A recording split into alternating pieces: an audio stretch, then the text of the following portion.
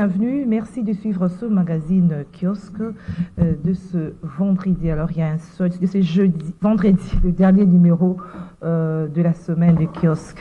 Nous sommes vendredi. Madame, Monsieur, c'est donc le dernier numéro, vendredi 23 février 2024. Alors, il y a un seul sujet qui domine l'actualité ce matin, c'est le briefing presse du chef de l'État, Félix-Antoine Tshisekedi Tshilombo. Il a évoqué plusieurs sujets qui touchent à la société, économie, mais le principal, c'est la situation sécuritaire à l'est de la République démocratique du Congo. Avec nos invités ce matin, Madame, Monsieur, nous allons donc analyser le sujet, ce briefing presse du chef de l'État, point par point. Nos invités vont donc commenter, analyser ce qu'a dit le chef hier lors du briefing presse, c'était à la RTNC. Si le temps nous permet, Madame, Monsieur, nous allons comment parler du gouverneur de la ville de Kinshasa, Gentini Ngobila, qui est écouté, il était entendu hier à la Cour de cassation. Aujourd'hui, c'est le tour de Tingi Pouloulou. Ils sont parmi le 82 candidats qui étaient invalidés pour raison de fraude. Vous allez suivre le commentaire et l'analyse de nos invités à ces sujets. Encore une fois, merci de nous suivre. Alors, les invités ce matin, ils sont au nombre de 3, 2 sont déjà là. Damien Terranova est là, il sera face à Isaac Ngwenza en attendant le troisième invité. Damien Terranova, bonjour. Bonjour madame, bonjour monsieur Isaac. Bonjour mon grand frère. Je salue aussi monsieur Doudou Montiri, je salue monsieur Fiston, Djemo et tous ceux qui nous suivent. Je salue aussi tous ceux qui nous insultent sur le réseau à cause de notre point de vue. Je salue aussi ceux qui nous suivent et qui nous encouragent sur le réseau. Et je souhaite une bonne audition à tous les téléspectateurs. Alors, vous serez face à Isaac Ngwenza, comme je l'ai dit tantôt. Isaac Ngwenza, bonjour. Bonjour Gisèle, bonjour à tout le monde qui suit kiosque. Je profite de cette occasion pour exceptionnellement saluer celui que j'appelais à l'université Mukulumba, professeur Mulumba Kachi, qui enseigne l'introduction générale d'études du droit à l'université de Kinshasa. Suite à l'actualité, j'ai beaucoup pensé à lui et j'ai rendu aussi hommage à mon collègue de classe qui est décédé. Il était conseiller juridique à la présidence, maître Emerimou Kendi Wafana, paix à son âme, et je salue également son excellence Henri Djombo à Brazzaville et tout le monde qui... Voilà, vous saluez tout le monde. Okay. Tous ceux qui vous suivent, oui, membres des familles ou pas. Voilà, merci de nous suivre. Alors, nous, comme je le disais, le premier sujet, c'est donc les briefings presse du chef de l'État.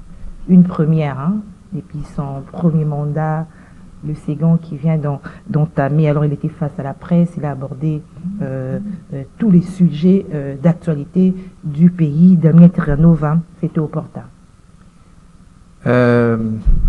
Oui, c'était opportun parce que le peuple congolais doit savoir ce que fait c'est lui qui le représente ou c'est lui qui a décidé de le représenter, qui est monsieur Félix Tshisekedi, après son hold-up électoral de 2023. Aujourd'hui, il s'est placé, il a montré aux Congolais qu'ils avaient raison. Qu'ils avaient raison pourquoi? Les Congolais ne l'ont pas voté et ces messieurs ne méritent pas d'être président.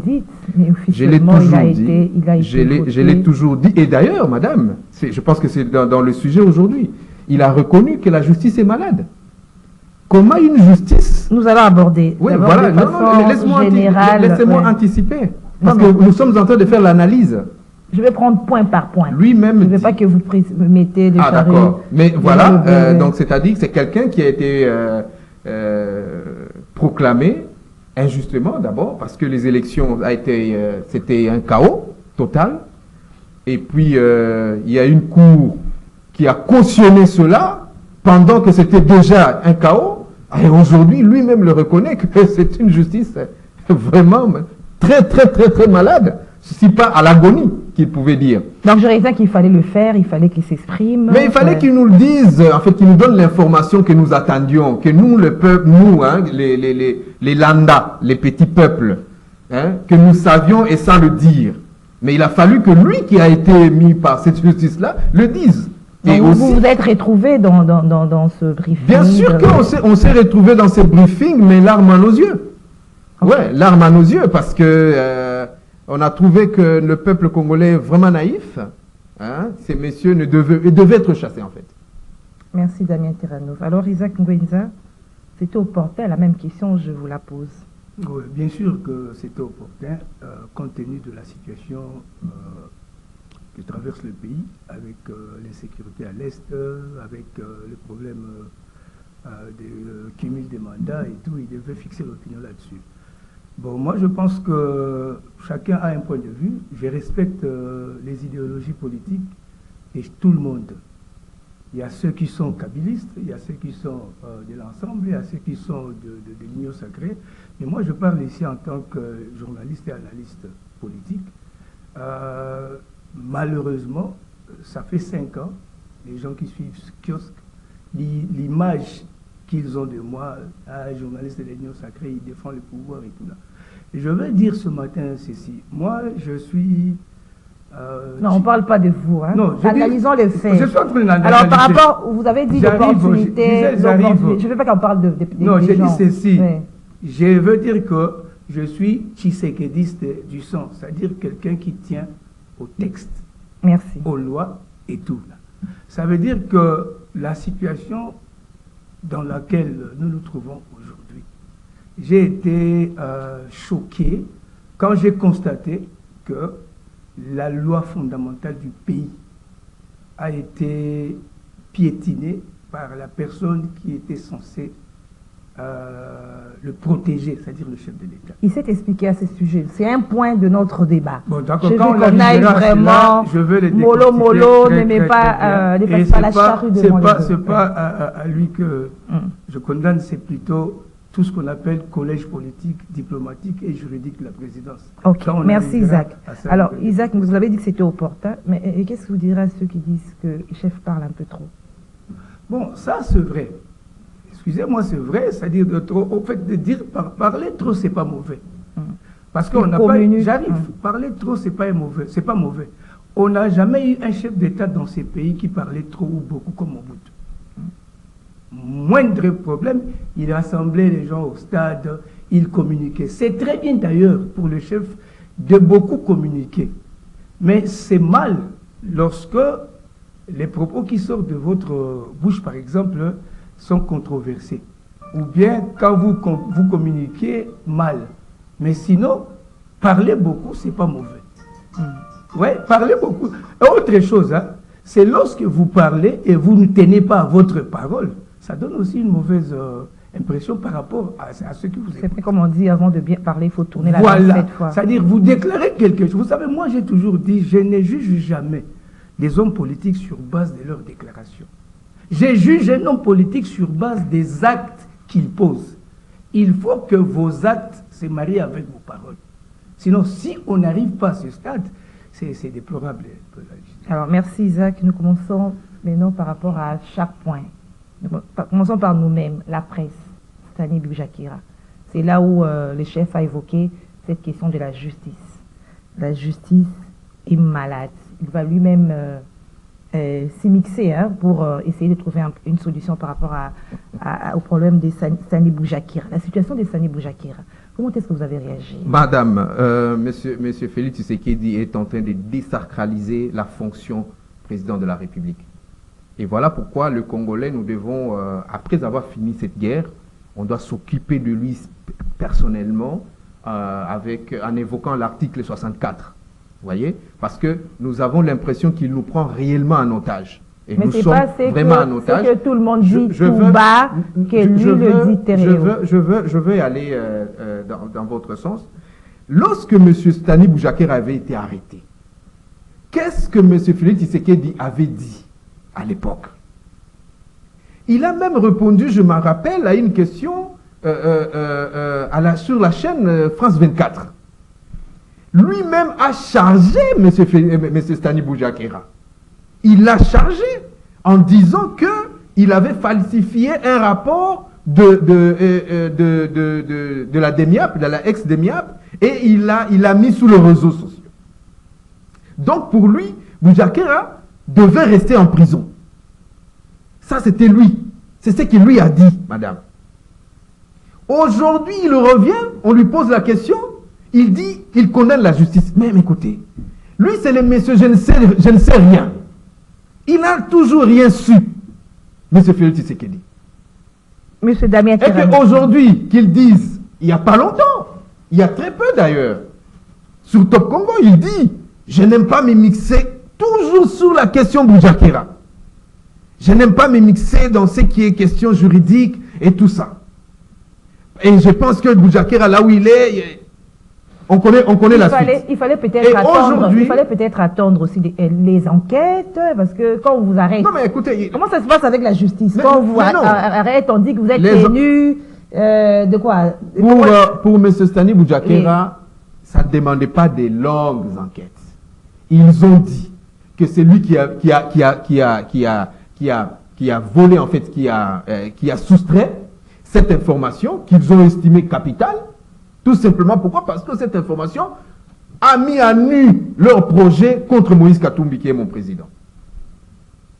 Et c'est sur cette base-là qu'ils ont été énervés et arrêté M. Stani, arbitrairement M. Stani Boujakera, qui préparait son voyage pour aller à Lubumbashi.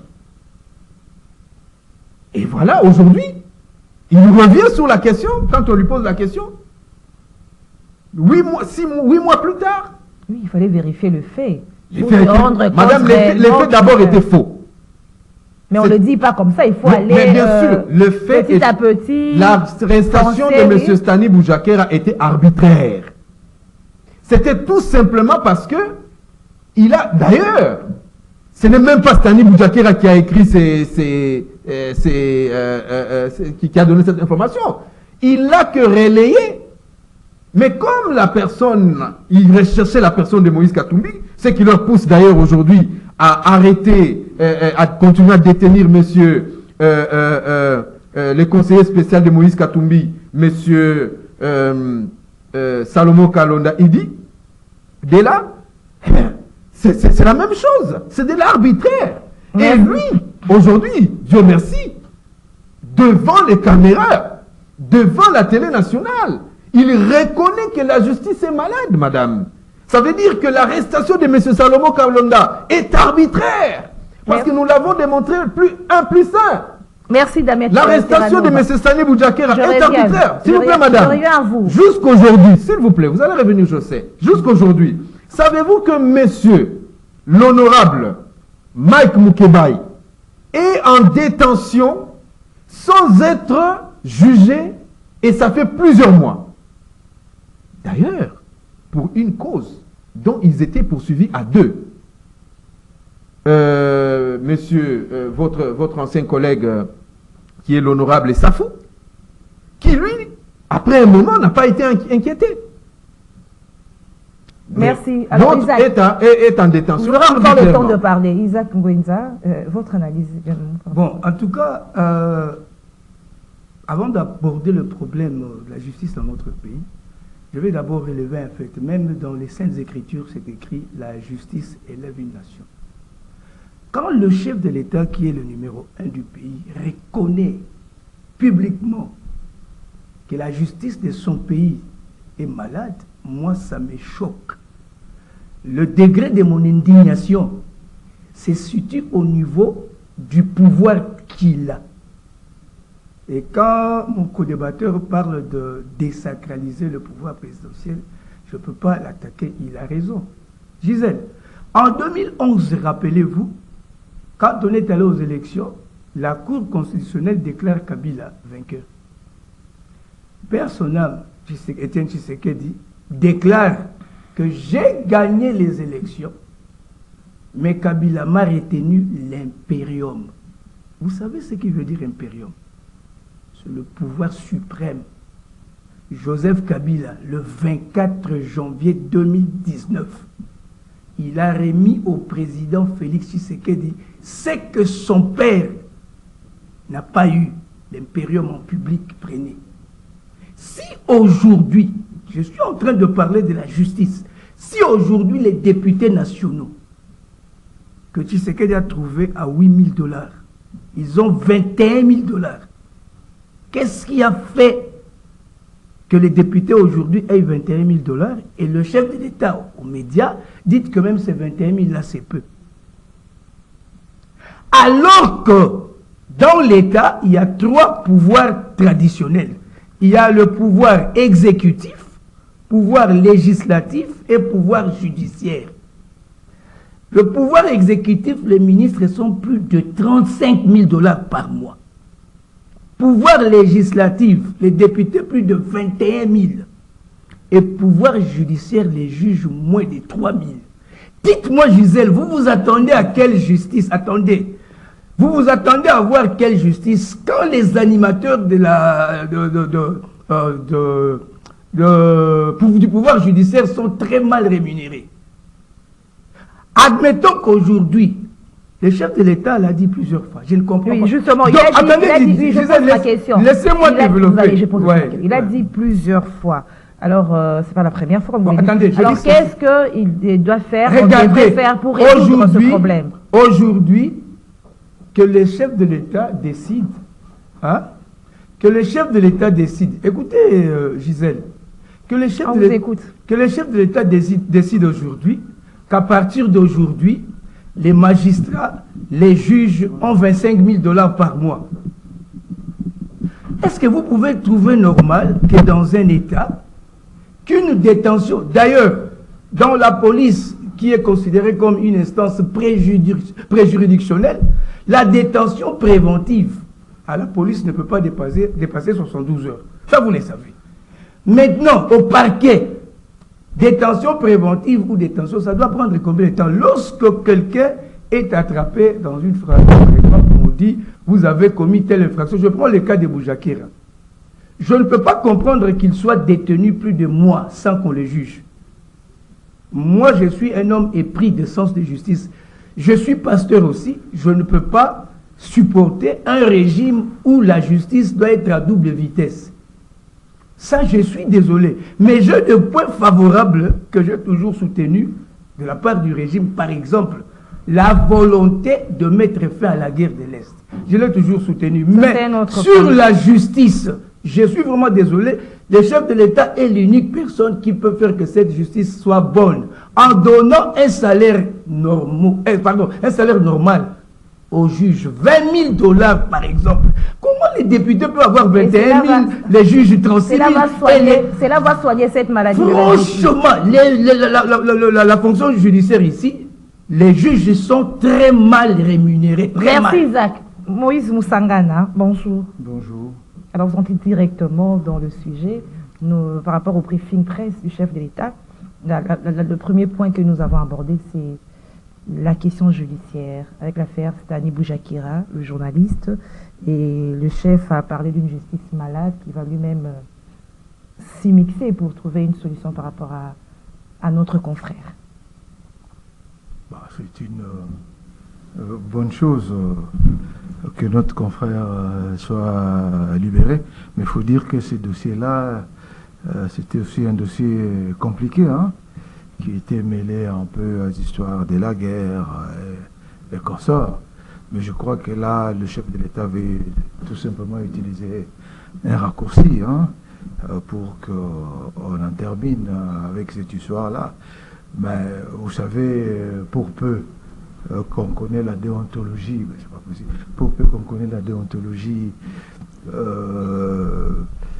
journaliste, l'éthique et consorts, il y a parfois certaines histoires que les journalistes eux-mêmes doivent s'interdire. Hein. Nous sommes dans une période de guerre, à commencer par un pays comme les États-Unis qui sont une vieille démocratie et consorts. Vous voyez ce qui se passe avec Assange. Vous voyez ce qui se passe avec Assange. Et il y a le seul domaine où même les journalistes américains se censurent, c'est un problème qui regarde la sécurité et la défense du territoire. Là, on ne transige pas. Bon, prenons les cas de notre confrère Boujaguera.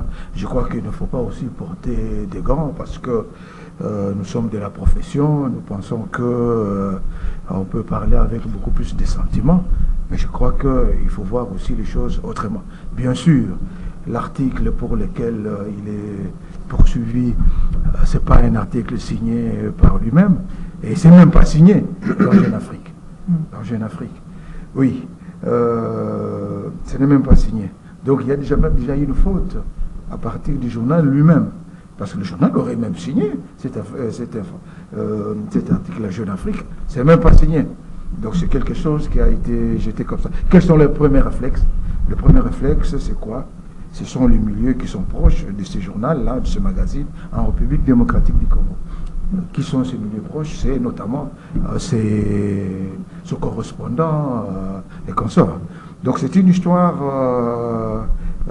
complexe qu'il fallait creuser à fond. Oui, oui. Donc parfois, le service de sécurité et consorts ont des méthodes que nous ne pouvons pas accepter et tolérer parce que parfois ils ont des soupçons et consorts. Et nous, on peut peut-être rester superficiel sur quelque chose, mais eux, ils vont peut-être en profondeur où ils veulent investiguer et consorts. Parce qu'il faut savoir que je venais de donner l'histoire d'Assange ici. Pourquoi on poursuit Assange? On poursuit Assange parce qu'il a publié des documents de défense des États-Unis. Okay. Donc, voilà. Donc, c'est même... on ne peut pas, comme l'article n'était pas signé, on peut dire non, c'est pas Boujaguera et consorts. Mais je crois qu'au-delà de l'affaire Boujaguera, ça doit être une leçon pour nous, les journalistes congolais. Parce que nous parlons avec légèreté les problèmes de la guerre ici. Nous parlons avec légèreté. Voilà, regardez un peu, même sur les réseaux sociaux, même dans les journaux, même sur les télévisions, comment les gens viennent, ils parlent avec légèreté sur la guerre de l'Est. Il y en a même qui, sans se gêner, sans coup férir, viennent même faire la promotion même du Rwanda. En République démocratique, écoute, on a dit ceci, on n'a pas fait ceci. Donc il faut faire attention. Il faut faire très attention. Je crois qu'au-delà de l'affaire Boujaguera, je crois que ça doit être une leçon pour nous, les professionnels des médias en République démocratique du Congo, et je crois que ça doit interpeller beaucoup plus aussi les institutions d'appui à la démocratie comme les CESAC et consorts. Mais ça ne doit pas piétiner la liberté de la presse. Ça ne doit pas piétiner la liberté de la presse. Mais la liberté de la presse ne doit pas devenir aussi un libertinage. Je crois que vous pouvez être d'accord avec moi que c'est à quoi nous assistons aujourd'hui, c'est vraiment le libertinage. Et je n'ai pas honte à dire que nous sommes même des mercenaires dans la presse. Ok, alors au-delà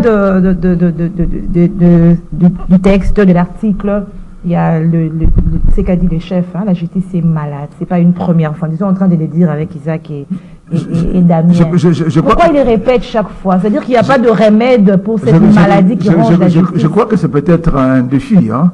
Je crois que c'est peut-être un défi qui lance à l'institution, parce qu'il faut savoir que le président de la République n'est pas le maître de la justice, même si il est coiffé de ces titres-là de magistrat suprême, mais la justice, c'est aussi une institution indépendante. Oui. Mais quand elle est tout le temps malade, il y a pas, les magistrats suprêmes ne peuvent pas chercher à soigner cette maladie au lieu chaque fois de se plaindre. Je crois que j'ai entendu le président dire que s'il y a quelqu'un dont les oreilles suffoquent avec ses revendications, c'est le président de la Cour, plutôt du Conseil supérieur de la magistrature. Donc voilà, il faut dire que la société, parce que la société tout entière congolaise est malade, ça il faut le dire, il faut que nous sortions tous de cette maladie-là. C'est la même maladie. qu'il y a dans la presse. On a dit que la presse, on peut dire aussi qu'elle est malade. Je parlais de mercenariat, par exemple, ici. Ça veut dire qu'il y a des problèmes. Dans tout, presque les secteurs de la vie, il y a des problèmes. Les pays sont malades, alors. Il faudrait que nous tous, nous fassions un sursaut d'orgueil pour quitter cette situation. Donc, il faut prendre ça avec beaucoup plus d'attention et de conscience pour qu'on fasse... Merci Maurice Moussangana. Nous pourrons, il faut qu'on aborde tous les points évoqués par le chef d'État. Il s'est plaint aussi qu'on lui a posé des questions sur les embouteillages.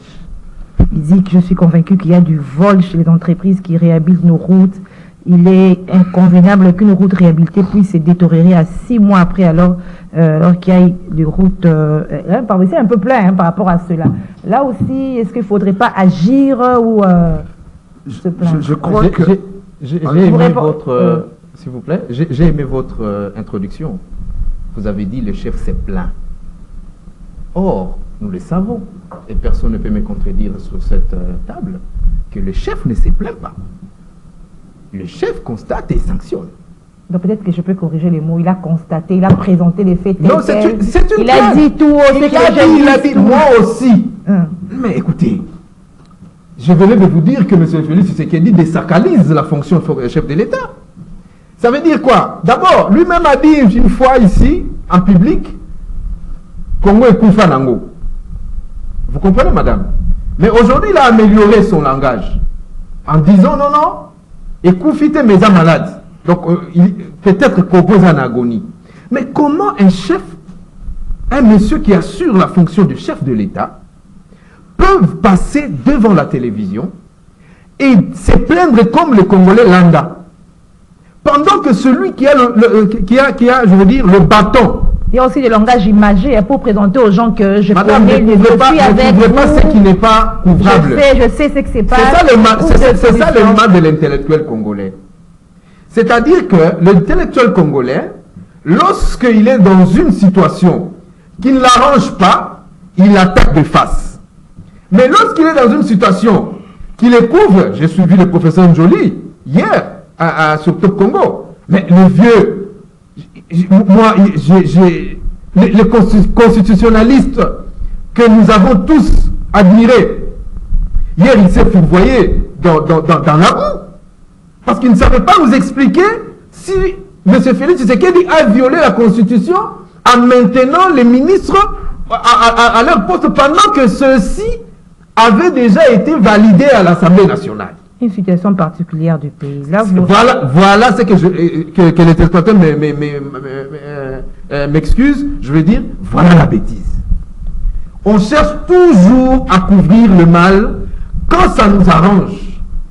Je viens de suivre mon aîné, dont j'ai beaucoup d'estime, quand il parle de l'arrestation de Stani Boujakera. Lui en tant que journaliste, lui en tant que défenseur du métier, ça m'écoeure. Parce que je venais de dire ici, M. Stani Boujakera a été victime.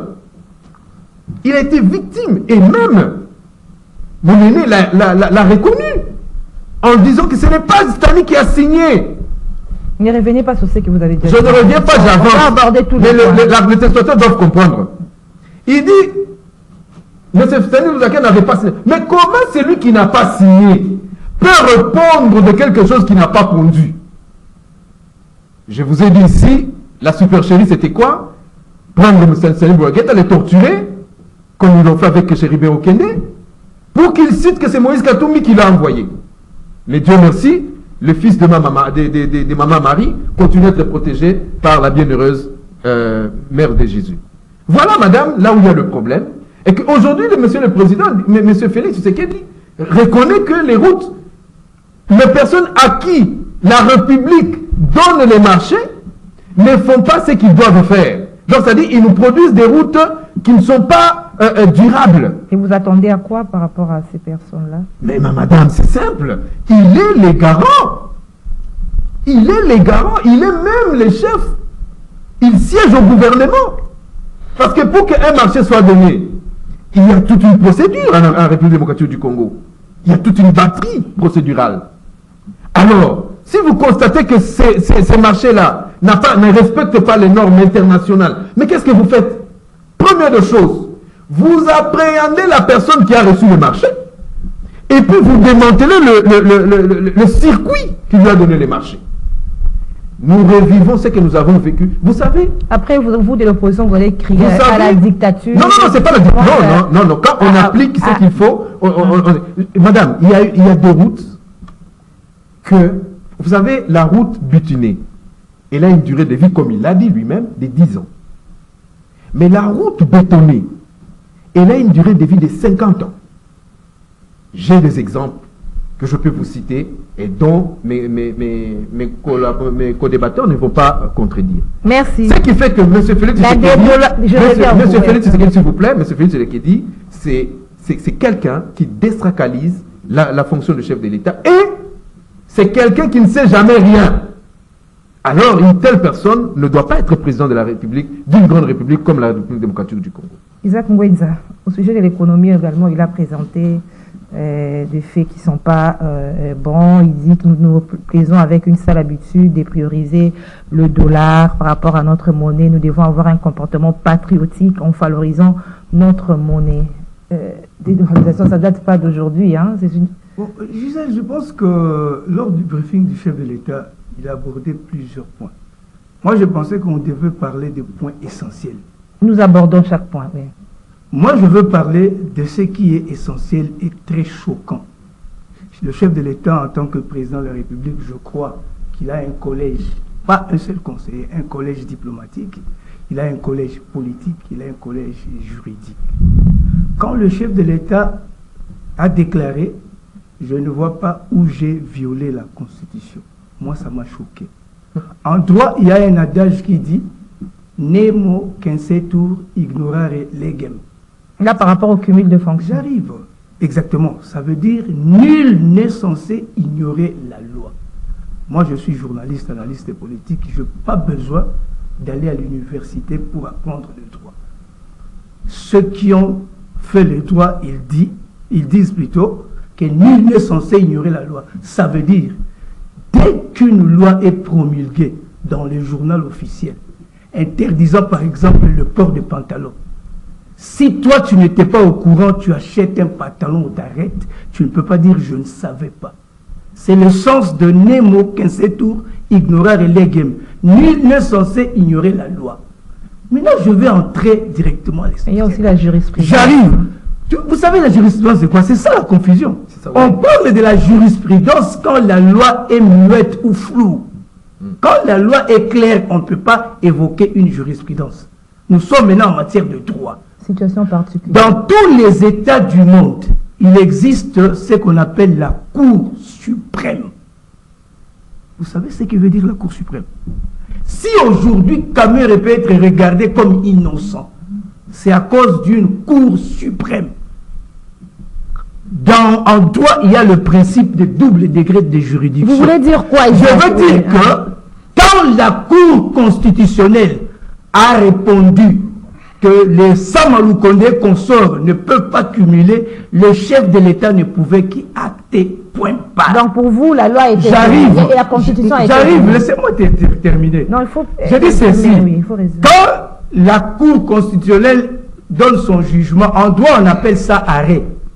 Les arrêts de la Cour constitutionnelle sont juridiquement inattaquables et sans appel. Cela veut dire, si le président de la République estimait que Samalou Kondé peut continuer et d'autres ministres, la moindre des choses qu'il pouvait faire, appelez le président de la Cour constitutionnelle, Kambouleta, dites voilà la situation que nous avons, tel ministère et tel ministère, on ne peut pas changer maintenant, faites quelque chose qui puisse continuer. C'est le président de la Cour constitutionnelle qui a l'habilité d'interpréter la Constitution. Ce n'est pas les attributions. Donc il y a eu violation. Parce que hier, il a dit qu'il n'y avait pas... S'il n'y a pas eu violation de la Constitution, il y a eu violation de l'esprit de la Constitution. Merci. Qui donne le pouvoir d'interpréter la Constitution à la Cour constitutionnelle, moi à la place de Kamboulé. Mais vous n'avez pas répondu à ma question par rapport à la situation économique. Pardon? Là, vous ne voulez pas répondre. Bon. Alors, Bon, je voudrais placer un mot sur cette question-là. Les cumuls. Oui, bien sûr, il y a il y a matière à récrimination là-dessus, ça, c'est un fait. Mais je crois que j'ai suivi le président de la République hier, j'étais même au studio Maman Gibi. Je crois que le président de la République se trouvait devant une situation très cruciale à laquelle il devait trouver une réponse. Je vais dans le sens d'Isaac, c'est-à-dire que comme on dit que le fait précède les droits, il fallait peut-être aller dans ce sens-là. Dans quel sens? Parce que ce qui est vrai, c'est celui-ci. C'est ceci. Nous sommes aujourd'hui dans une situation vraiment très critique où nous sommes vraiment dans une situation où la situation de la problématique de la guerre en République démocratique du Congo se pose avec beaucoup plus d'acuité. Vous avez suivi ce qu'il y a eu à Addis Abeba, vous avez suivi ce qu'il y a eu au Conseil de sécurité, vous avez suivi toutes les déclarations des États-Unis, de la France par après et comme ça.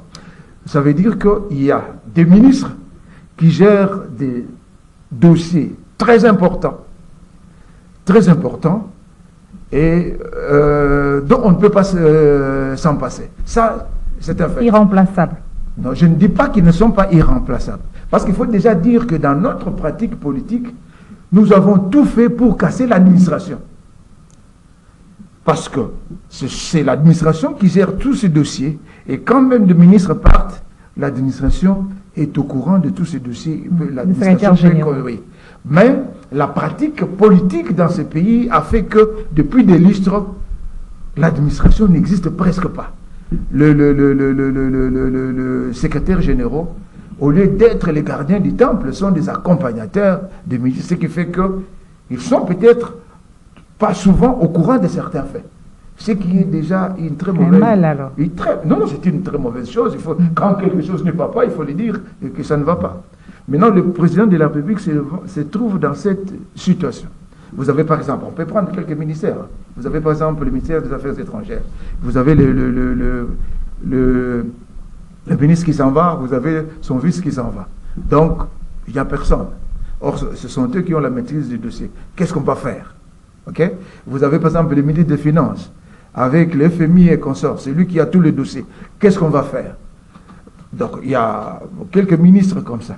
Mais je pense que ce qu'on aurait dû faire, c'était peut-être, j'utilise ces mots-là, j'ai reçu le contrôle de Lutundula parce que j'ai appris ces mots-là avec Lutundula à la conférence nationale souveraine. On devait faire en ce qui est habilitation. Donc, par la Cour constitutionnelle, la situation est vraie que on ne peut pas, le président ne peut pas faire autrement. Il doit s'assurer la collaboration des ministres qui ont la maîtrise des dossiers. Parce qu'on n'a pas besoin d'un faux pas. Mais que faire? Parce que par rapport à la loi, il y a une entorse.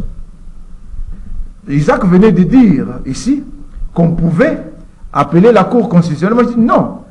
On pouvait écrire à la Cour constitutionnelle de telle manière qu'il y ait habilitation. La même chose a été faite, non? Quand il y a eu le bureau provisoire de Bosso, Kodia, qui devait examiner la motion de censure contre le gouvernement Ilunga Kamba, je crois même Ilunga Kamba lui-même a soulevé une exception, et la Cour constitutionnelle a été obligée de se prononcer là-dessus, et Ilunga Kamba s'est incliné. Donc je crois que non, il faut... Il y a eu faute, hein? Donc, je crois qu'il y a eu incurie. Il y a eu incurie dans l'appareil, ça il faut le dire, dans l'appareil des juristes à la présidence de la République, ça il faut le dire. Il y a eu incurie, Mais les faits sont vrais, les faits sont vrais, un peu comme Bouchab l'avait écrit à l'époque, qu'une constitution n'est pas une citadelle imprenable. Demain, il faudrait que les choses se fassent un peu dans les normes. Donc, sur le plan politique, il y a nécessité de faire ça. Mais comment donner à cette démarche politique un costume adéquat. Voilà, c'est cela. Donc, il fallait jouer là-dedans. Mais de façon générale, c'est quand même une faute. Pardon? Vous reconnaissez qu'il y a eu faute. Je dis qu'il y a eu un curé. Voilà. Mais heureusement que le chef a rassuré qu'ils n'auront pas 2 salaires. Là aussi, il faut y veiller. Hein. Bon, le problème, ce n'est pas ça. Heureusement que ce n'est pas une matière qui donne lieu à une trahison. Parce que c'était une matière qui donne lieu à une trahison. Je crois que le chef pouvait être accusé de trahison. Voilà. Mais je suis en train de penser. Je suis en train de penser que c'est là où il y a aussi un problème avec l'opposition. Parce que l'opposition n'est pas seulement pour critiquer. Parce qu'il faut voir ce qui s'est passé au Sénégal. Macky Sall a pris un décret rapportant les élections. L'opposition est allée en contestation à la Cour, au Conseil, comment ils appellent là-bas, Conseil constitutionnel, je crois. Ils sont allés... Contre cette décision. Oui, ils sont allés contre cette décision. Pour le cas, ça allait vraiment changer quelque chose, même si... Vous savez, madame, parce que même au Sénégal, comme déjà la Cour constitutionnelle était déjà attaquée par le Parlement, on avait pensé que ça serait une formalité. Hein, donc, si l'opposition allait là-bas, ça serait une formalité. Mais on a trouvé que la Cour constitutionnelle, le Conseil constitutionnel qu'on croyait malade, a réagi autrement. Ils ont beaucoup d'outils. Parce que pour casser par exemple la requête de Sama, la Cour constitutionnelle a dit quoi? En tant qu'institution de régulation politique. Donc, vous voyez que c'est un concept assez vague qui lui permet d'agir dans un sens comme dans un autre. Donc, je dis ceci, que l'opposition congolaise, au lieu de fanfaronner, par exemple, sur le plateau de télévision et consorts, on devait faire une action, même au Conseil d'État, parce que il y a eu... Mais RDC de pas le Sénégal. Non. Comment alors on parle de l'Est parce que nous sommes en train d'atterrir déjà par rapport à l'Est. Je ne dois rien à Kagame et il ne doit rien. Mais il doit quelque chose parce que les gens meurent à l'Est. Bon, ça c'est... Madame, ça c'est un faux fouillant. Vous allez comprendre que M. Félix Tshisekedi ne maîtrise rien. Vraiment tout vous ça. Aussi, quand vous dites rien là, donc il y a tout est noir, tout est noir. Non, s'il vous plaît, je m'explique. Tout les dépasse. Ok? Tout les dépasse. Vous allez voir que pendant la campagne, il était vraiment au chaud. Escarmouche, j'ai réuni les 2 chambres, je frappe. Discours de campagne, c'est tout à fait Discours normal. de campagne démagogique. Démagogique parce qu'aujourd'hui, M. Félix Tshisekedi ne reconnaît plus rien. Et il se met même en donneur des leçons. Il s'explique. Oh non, les gens ont pris les mots escarmouches. Mais écoutez, Monsieur le Président, la fonction président de la République est une fonction sacrée. La parole du chef, elle est sacrée. Elle est sacrée. Lorsque un chef dit quelque chose, il doit s'atteler pour le faire. C'est la situation évolue. Et il ne peut pas venir nous donner des explications contraires à ce qu'il nous avait dit. Si la situation évolue, c'est qu'il y a une bonne chose qui sera constatée par tout le monde. Et l'explication va découler de la situation elle-même qui va s'expliquer. Mais ici, vous voyez quelqu'un, il fait des déclarations, il dit même, j'étais en train de suivre sur Twitter, quelqu'un m'a rappelé, il dit, moi et Kagame, on ne se verra qu'au paradis. Comme pour dire, après la mort. Je me demande si M. Félix Tshisekedi est mort. Parce qu'ils se sont vus avec Kagame. Il a vu Kagame à Addis Abeba. Séparément. Mais bien sûr, mais il l'a vu. Et Kagame l'a vu. Vous comprenez? Donc, c'est tout ça là qui fait un problème pour la République démocratique du Congo. Ça fait un problème sérieux. Or, pour répondre à votre question, madame, M. Félix Tshisekedi doit apprendre à se baser sur l'ossature, je veux dire, des décisions dans notre pays. Et il ne peut pas sortir sans les avoir consultés au préalable. Que chacun d'eux lui fasse ne fût-ce qu'un rapport. Que chacun d'eux lui donne ne fût-ce que, comme c'est qu'on dit, le mettre de l'eau dans la bouche. Madame, vous pensez que Kabila c'était un homme spécial? Nous tous ici, nous l'avons dit, que Kabila était un primérien. Mais quand Kabila faisait des sorties, aujourd'hui, les sorties de Kabila sont 1000 fois mieux que les sorties de Félix Tshisekedi. Parce que ces messieurs-là, même si on les critiquait autrefois, mais ça donnait bénéfice. Ils ne disaient pas n'importe quoi. Alors, je pense que Félix Tshisekedi doit faire la même chose aussi. Merci. Il ne va pas négocier avec, répondez à ma question, Isaac, s'il vous plaît. Il ne va pas négocier avec le M23, mais avec et le Rwanda, Kagame, directement. Qu'est-ce que vous en pensez? Je veux dire ceci. Pourquoi je ris un peu là? Vous voyez, ce qui est mal avec les politiciens, tels que mon frère de l'ensemble, c'est facile de pointer... Ici, il est analyste. Analyste, bien sûr, mais de l'ensemble. Parce que... Je ne suis pas de l'ensemble. Il n'est pas de l'ensemble. D'accord, analyste. Parce que je sais que l'autre fois, il dépendait quand il est ici, là. Il n'est pas dans l'ensemble. Je dis ceci. Regardez, je dis ceci. Pendant la période de campagne électorale, j'ai entendu aussi un candidat dire « Dès que je suis président, dans 6 mois, je vais mettre fin à la guerre.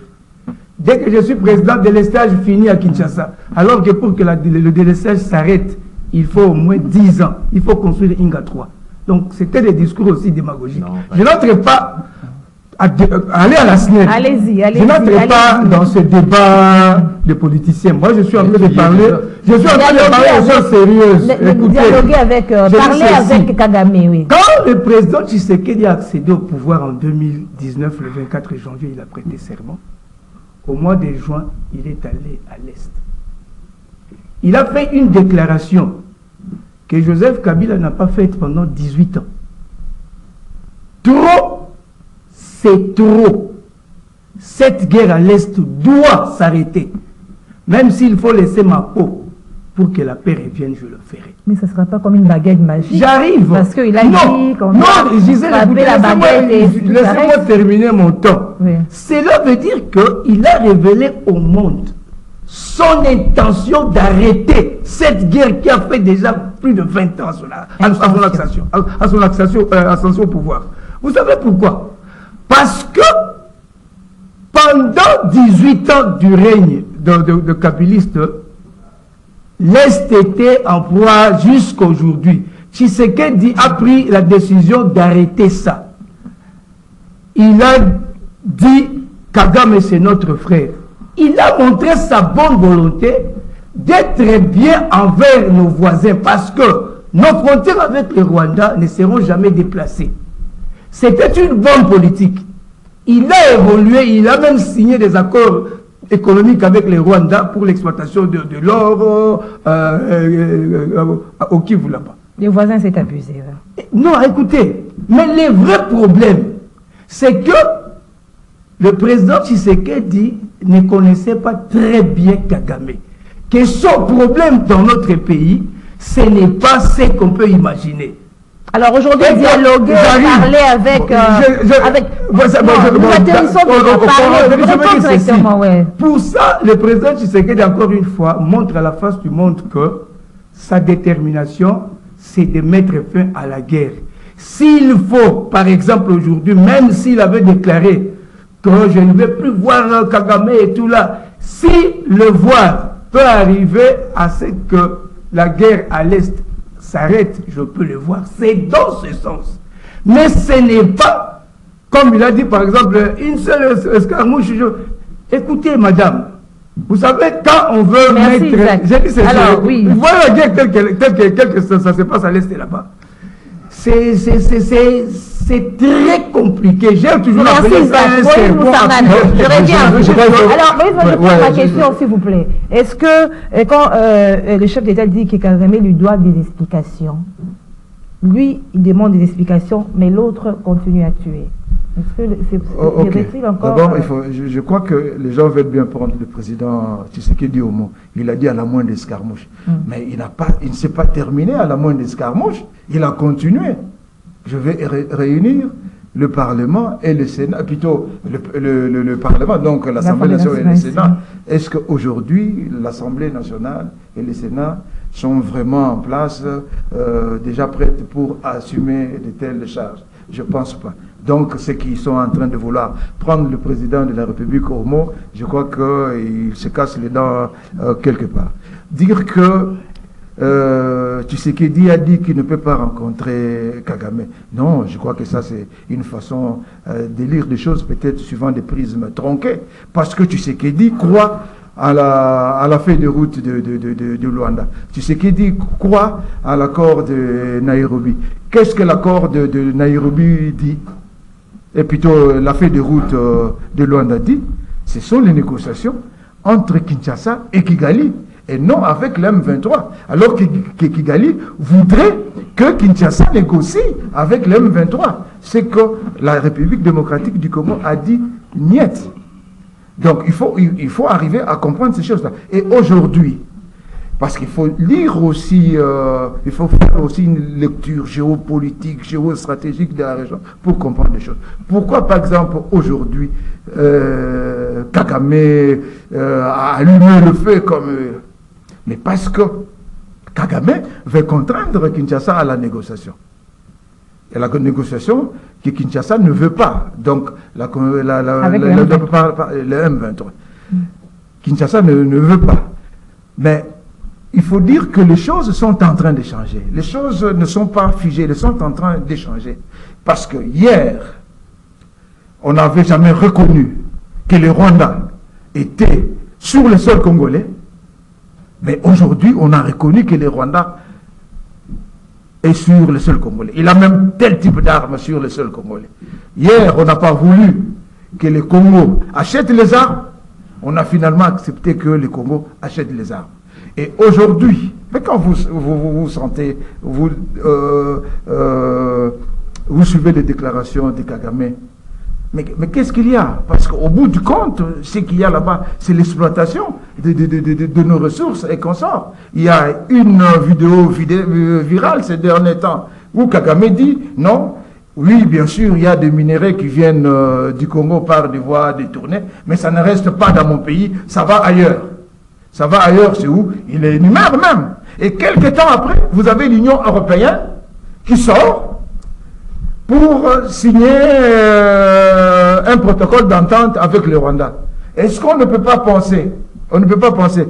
Et on signe un protocole d'accord pour le minerai que le Rwanda ne regorge pas. Est-ce que c'est une manière de vouloir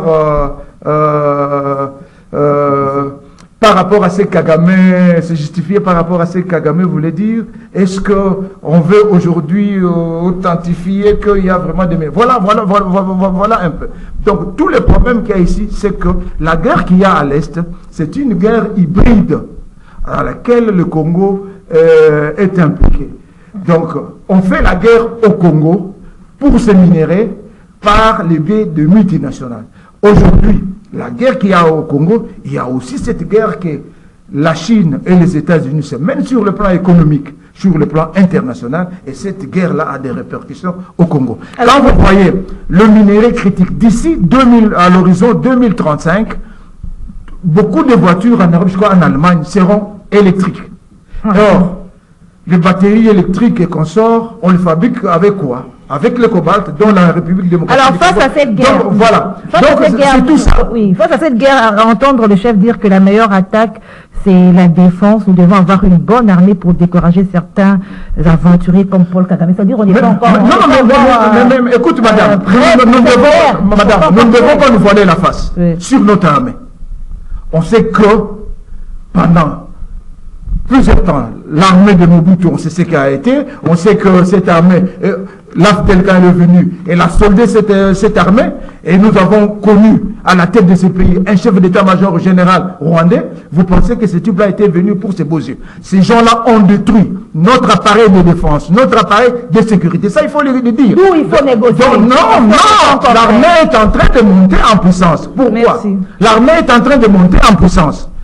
Parce que hier, le Rwanda entrait, et dans quelques temps, le Rwanda était à Goma. Aujourd'hui, le Rwanda est entré, mais il n'est pas arrivé à Goma. Ça veut dire qu'il y a de la résistance. Le Rwanda aujourd'hui, vous avez suivi le bombardement, il a lancé quelques bombes sur l'aéroport de Goma. Il est en train de redouter l'armement, il est en train de redouter la République démocratique du Congo, un national aérien. Donc ça veut dire que l'armée est en train de venir. Le Rwanda a eu le temps de constituer son armée, mais le Congo, pendant qu'il était en train de réformer son armée, il y a eu la guerre. Donc nous sommes en train de réformer l'armée en même temps de combattre, madame. Merci. Donc c'est ça ce que les gens doivent comprendre. Les gens doivent comprendre ça. Qu'est-ce qui est fini? Ok, merci. Et pour les sportifs, hein, moi j'aurais dit qu'en 2029, on va organiser la Coupe d'Afrique. Mais Félix ne sera pas là. Hein. Non, mais c'est le pays qui continue, madame. Merci. C'est le pays qui continue. Ouais. Merci, Damien Terranova. Même si je n'ai pas eu mon dernier mot. Mais moi, Oh, Doudou, c'est fini malheureusement. Vous aurez votre dernier mot la semaine prochaine. Merci Toutes beaucoup. nos excuses. Merci Moïse Moussangana. Merci Isaac Ngwenza. Je vous remercie. Merci à vous, madame, monsieur, fidèles auditeurs et téléspectateurs du magazine Kiosque. Merci à Héritier Toubilandou et toute l'équipe technique. Merci au coach Doudou Montiri. Bon début de week-end à tous. Je vous retrouve lundi avec le même plaisir. Au revoir.